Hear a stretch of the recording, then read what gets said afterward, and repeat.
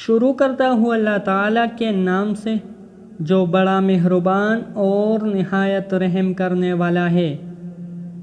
نبی کریم صلی اللہ علیہ وسلم نے ارشاد فرمایا ہے، تکبر سے بچو، اس نے شیطان کو تباہ و برباد کیا ہے۔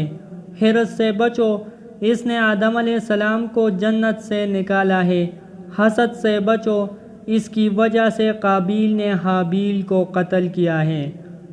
حضرت ابن عباس رضی اللہ تعالیٰ عنہ سے روایت ہے کہ نبی کریم صلی اللہ علیہ وسلم نے فرمایا کہ اگر انسان کو 2 جنگل بھی مال سے بھرے ہوئے مل جائے تو وہ تیسرے کی تلاش کر دے گا، اور اولاد آدم کا پیٹ تو مٹی ہی بھر لیتی ہے۔ جو اللہ تعالیٰ کی طرف جھکتا ہے اللہ تعالیٰ بھی اس پر مہربان ہوگا۔ حضرت علی رضی اللہ تعالیٰ عنہ کا ارشاد ہے، حرص سے کچھ روزی نہیں بڑھتی مگر انسان کی قد رگڑ جاتی ہے۔ پیارے دوستو، اللہ تعالی ہم سب مسلمانوں کو ان احادیث مبارکہ پر عمل کرنے اور اپنی زندگیوں کو سنوارنے کی توفیق دے۔